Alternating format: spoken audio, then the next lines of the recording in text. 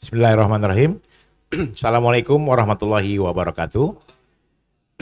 Alhamdulillah wa syukurillah wa la ilaha illallah wallahu akbar wa la haula wa la quwata illa billah. Asyhadu an la ilaha illallah wa asyhadu anna Muhammadan abduhu wa rasuluhu la nabiyya ba'da.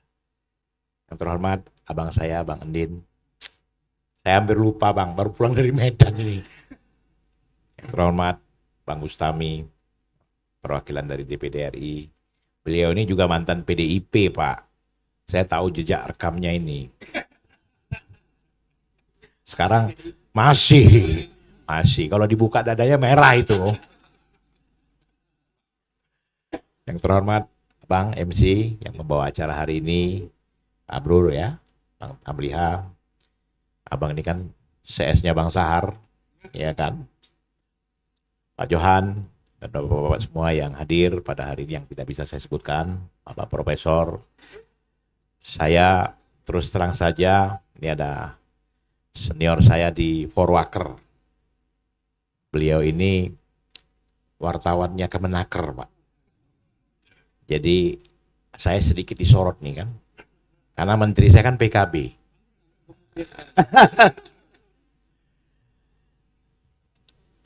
Dengan tema hari ini, ya, arah kemana dalam Pilpres nanti. Tapi PBB ini selalu, kalau mendukung presiden itu selalu menang presidennya, Pak. PBB. Mulai awal mula 2004, pemilihan presiden pertama, kami PBB dukung SBY, Yusuf Kala. Dan Pak Yusril itu termasuk trimasketir. Pak SBY, Pak Yusuf Kala, dan Pak Yusril. Tapi memang, karena Pak Yusril ini orangnya unik ya, jadi beliau itu punya sikap kalau nggak suka ya dia kritisi. Kalau dia suka ya dia dukung. Nah, di tengah jalan sebagai Menteri Sekretaris Negara, dipotong. Dicari kesalahan, ingat betul saya waktu itu, jadi dituduh ketika jadi Menteri Kumham itu ada proyek Sismim Bakum, dan ini ada gerilya dari kelompok istana yang pro terhadap Pak SBY untuk mendongkel beliau sebagai mensesnek, karena mensesnek itu posisi strategis. Ya, dicari kesalahan, didongkrak kesalahan, dengan atas dasar tuduhan publik di media Yusril terlibat Sismim Bakum. Akhirnya dengan berat hati, saya baca surat dari Pak SBY itu, dengan berat hati saya memberhentikan Anda sebagai Menteri Sekretaris Negara. Padahal waktu itu azas praduga tak bersalah tidak dipakai. Ya, akhirnya apa? Kita menerima mundur. Nah, posisi kita waktu itu Bang Endin, salah satu sahabat Bang Endin yang malam sambit Ka'ban itu, sekarang sudah pindah ke Umat, Pak. Pindah rumah ke Partai Umat ya. Ya itulah politik, Pak. Ya, saya ini murid beliau, disuruh konsisten dari mulai 98 sampai sekarang tetap PBB. Sampai PBB ini, kata Pak Yusril, sampai PBB ini habis baru kita bubar, Per.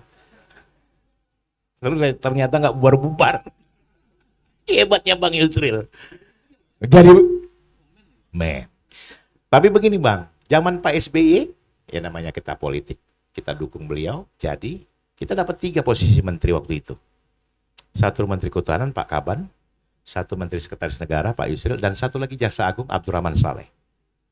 Tapi hebatnya PBB tidak pernah memanfaatkan kekuasaan itu dengan kepentingan buat PBB sendiri. Itu hebat PBB. Nah akhirnya apa? Abdurrahman Saleh berbarengan dengan Pak Yusril diberhentikan. Bareng itu. Nah kemudian lanjut. Ya. Karena ini politik adalah kepentingan, tapi alhamdulillah kami punya pemimpin yang konsisten terhadap perjalanan kepentingan bangsa ini. Itu yang saya nilai dari pemimpin-pemimpin kami. Nah waktu itu 2 diberhentikan, tinggal Pak Kaban yang masih bertahan sampai dengan 2009. Kemudian pemilu 2009, kita dukung lagi nih. Pak SBY dengan Pak Budiono. Kita dukung lagi. Menang lagi. Tapi alhamdulillah karena PBB pada saat itu tidak ada kursi di Senayan, dan akhirnya jabatan Pak Kaban sebagai Menteri Kehutanan dicopot. Digantikan dengan PAN. Ini korelasinya maksudnya begini Bang.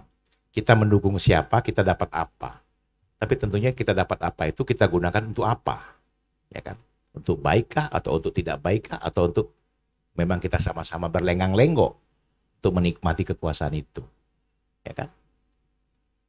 Nah, di 2009 kita kehilangan segala-galanya. Jabatan 3 menteri yang menina-bobokkan kita itu menghilangkan kursi DPR RI. Habis. PT 2,5% gagal.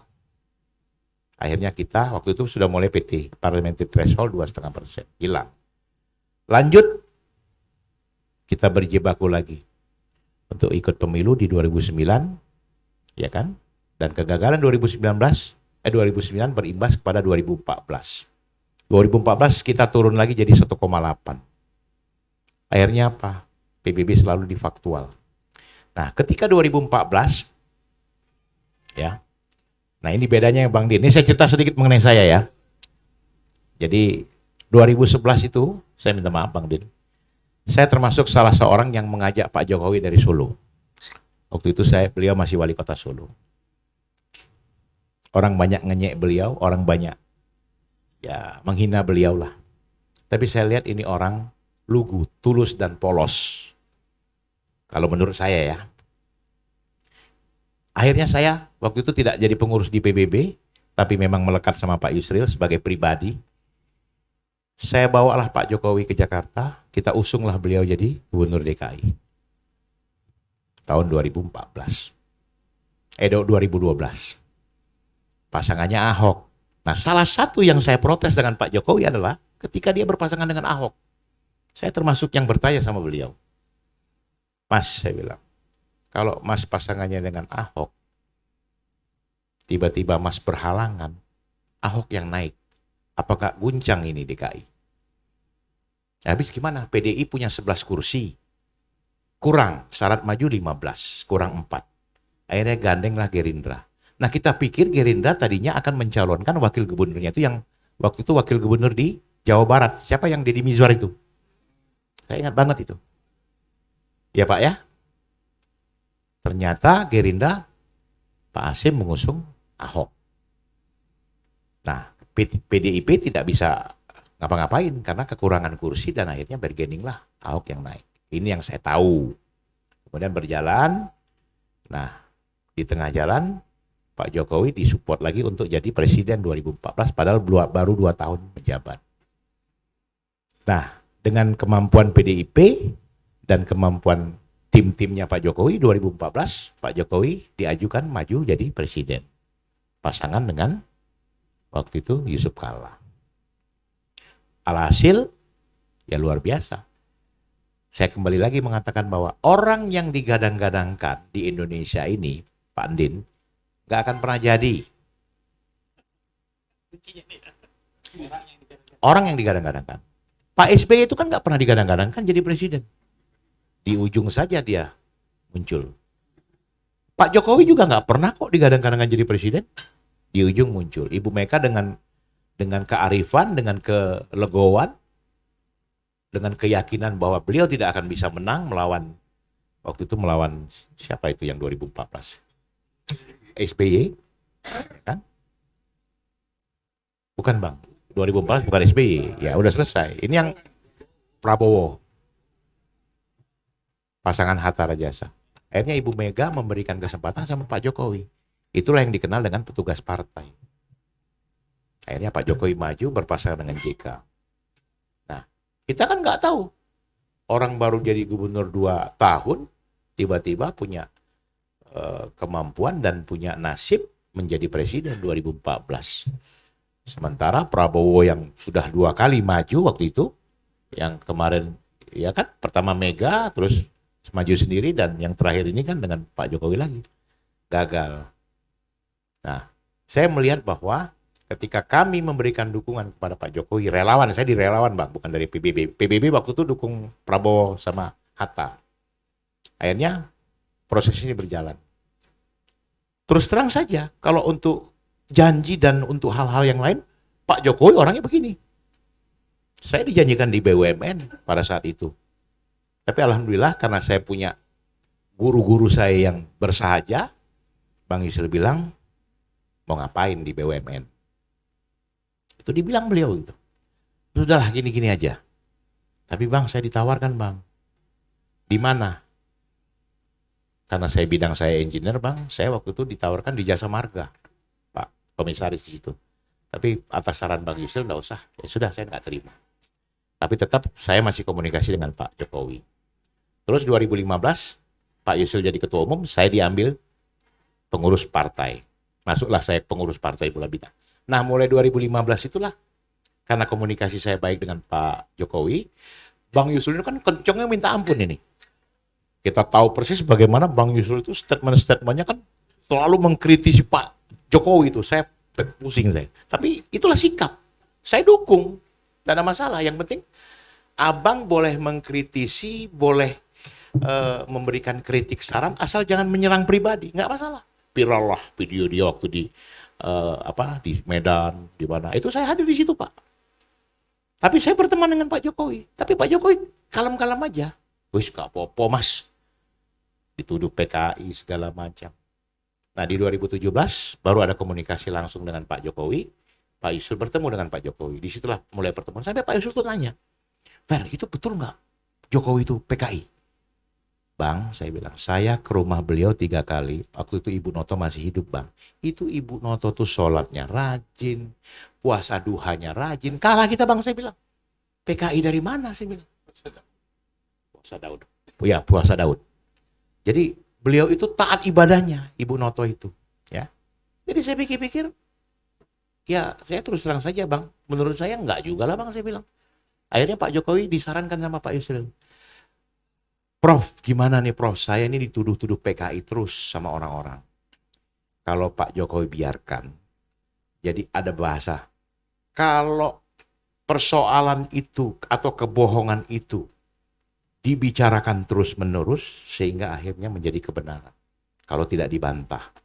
Oleh karena itu, Pak Jokowi dengan tim harus bentuk tim, harus bantah itu. Kalau betul Pak Jokowi bukan PKI. Makanya dia baru membentuk. Karena dia bilang, ada juga Pak Yusril yang menyarankan saya untuk tidak mengklarifikasikan. Salah.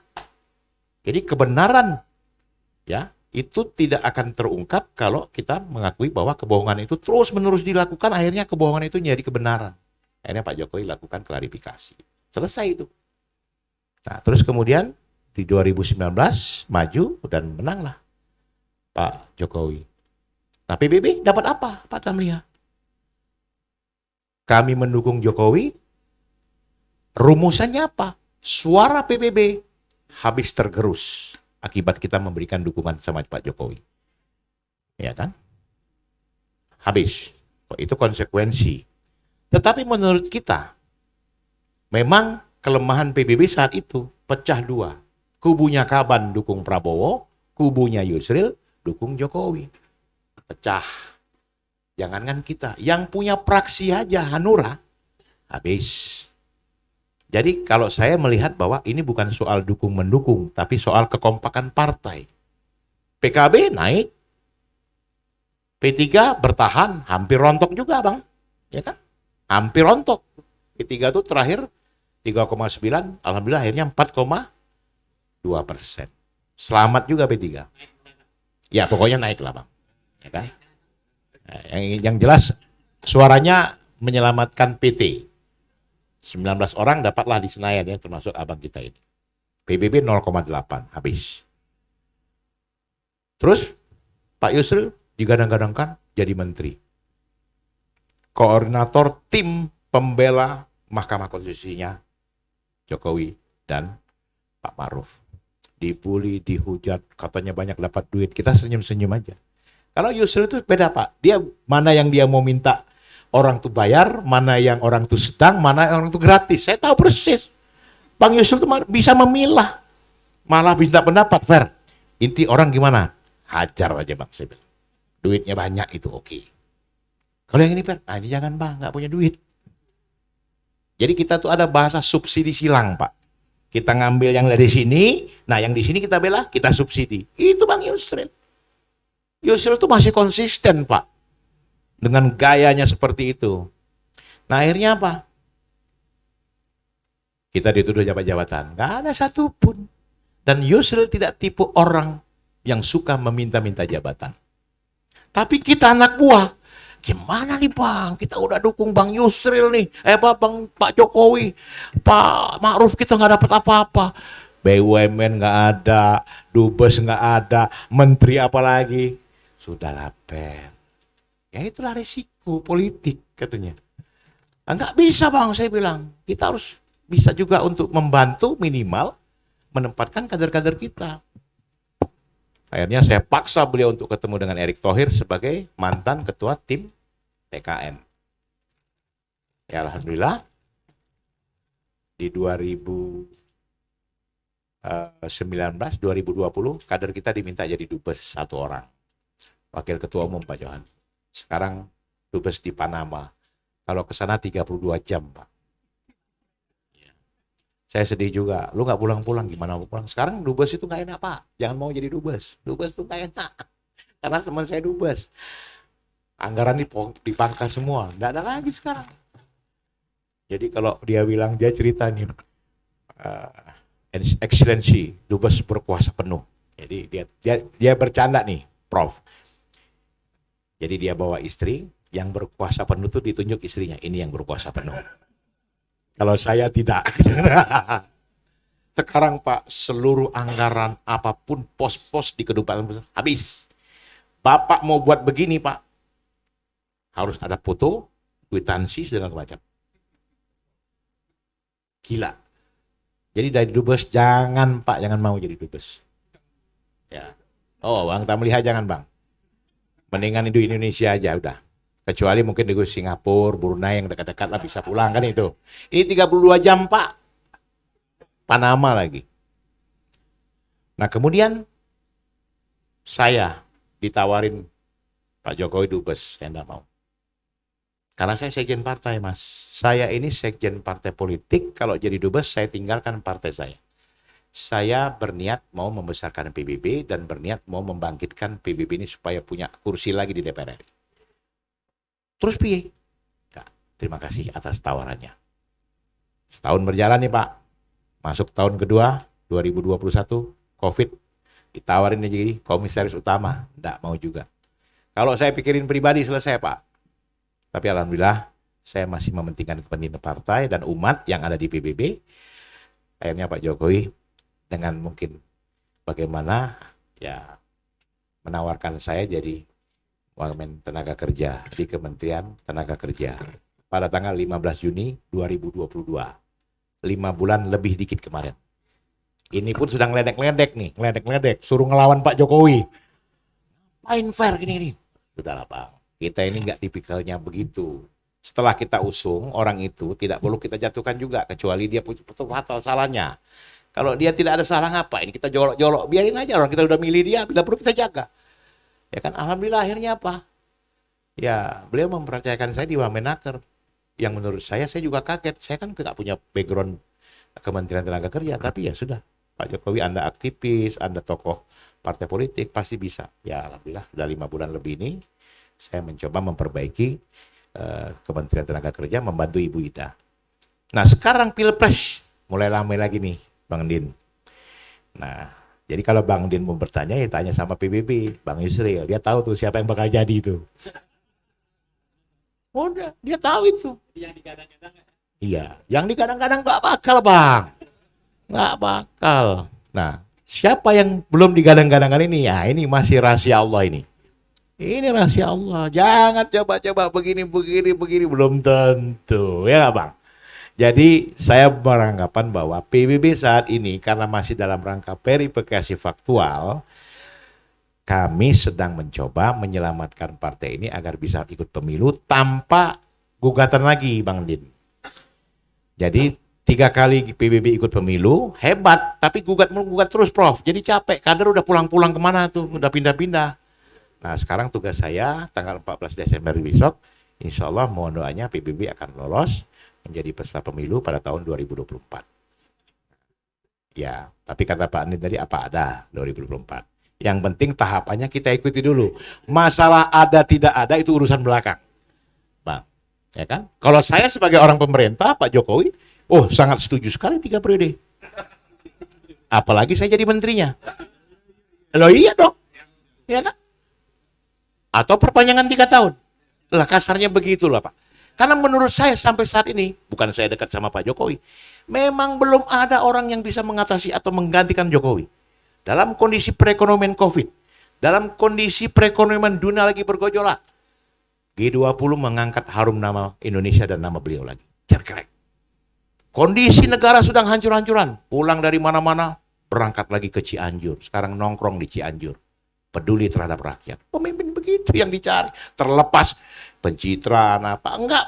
Itu pemimpinnya harus pencitraan. Tidak boleh tidak pencitraan. Belum jadi presiden aja sudah buat pencitraan.